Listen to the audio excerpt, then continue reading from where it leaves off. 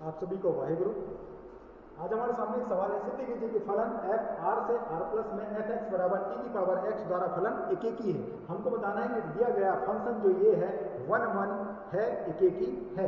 तो हम देखते हैं कि यहाँ पर फंक्शन दिया है f x बराबर e की पावर x। तो हमको जब भी फलन को एकेकी दिखाना है, एकेकी का अर्थ है 1 1 फंक्शन। जब भी हमको फंक्शन को एकेकी दिखाना होता है, हम दो एलिमेंट डोमेन से उठाते हैं। तो हम दो एलिमेंट मान लेते हैं कि x1 एंड x2 शामिल है R में, जो इसका डोमेन है। डोमेन क्या था? R। R मीन्स वास्तविक संख्या से हमने दो एलिमेंट, दो अवयव उठा लिए, x1 और x2।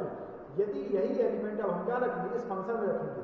देखिए fx बराबर ex है, तो fx1 बराबर fx2 लेकर हम चलेंगे। यदि नीचे x1 बराबर x2 आ गया तो हम क्या देंगे कि दिया गया फंक्शन कैसा है? 1 1 है।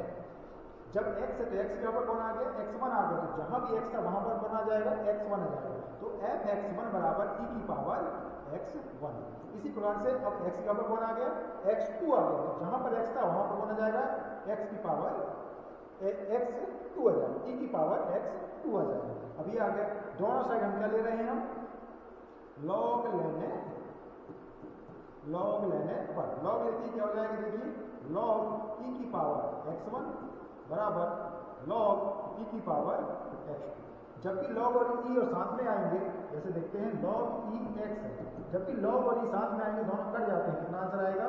जो पावर में रहता है वही आएगा। पावर कितना है? x है तो x आएगा। यहाँ पर कितना है? x1 है, तो कितना आंसर आएगा? x1 आएगा। ये दोनों कट गए, कितना आएगा? x2 आएगा। इस प्रकार से हमने जो दो एलिमेंट लेके चले थे x1 और x2, वो अलग अलग नहीं है, एक ही है। ऐसा जब भी होगा तो दिया गया फंक्शन कैसा हो गया? 1 1 एकेकी हो जाएगा। तो उम्मीद करता हूं आपको समझ में ये आया होगा।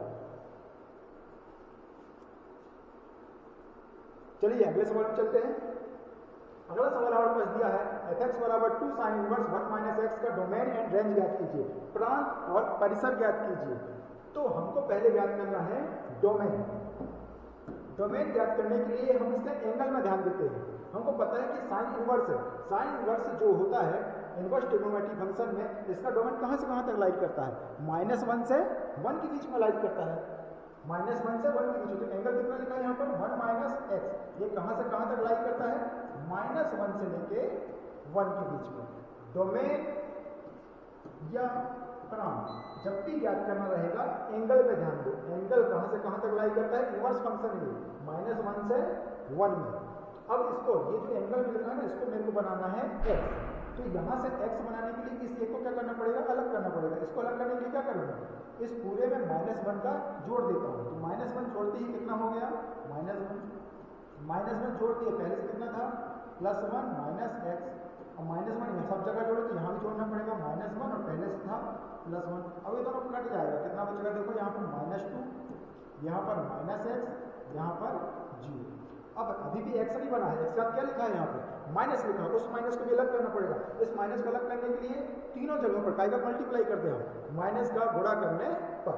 देखते हैं, माइनस का गुणा करते ही कितना हो गया? 2। ये कितना हो गया? x। ये कितना हो गया?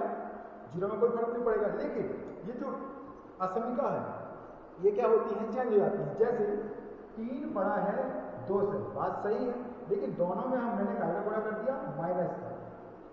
तो बीच का जो चिन्ह है जो भी रहेगा, बड़ा छोटा जैसे भी रहेगा, ये क्या परिवर्तित हो, पलट जाएगा।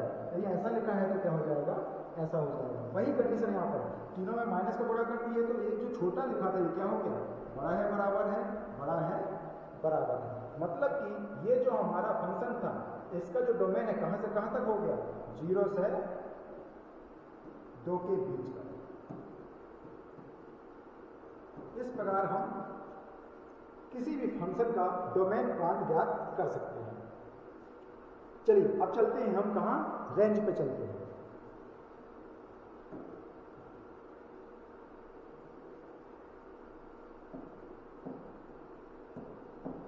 रेंज ज्ञात करने के लिए हमको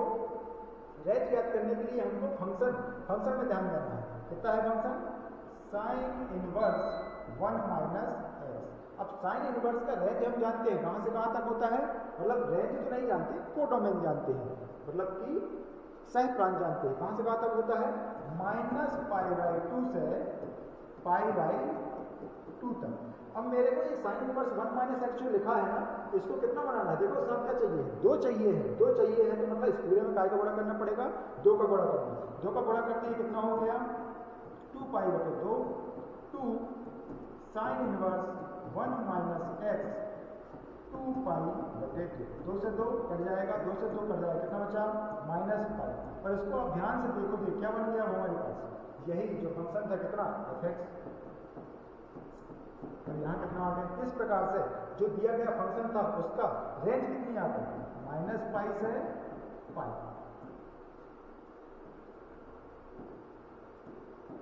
इस प्रकार से आप किसी भी दिए गए फंक्शन का डोमेन और रेंज निकाल सकते हैं। ठीक है, उम्मीद करता हूं समझ में आया होगा।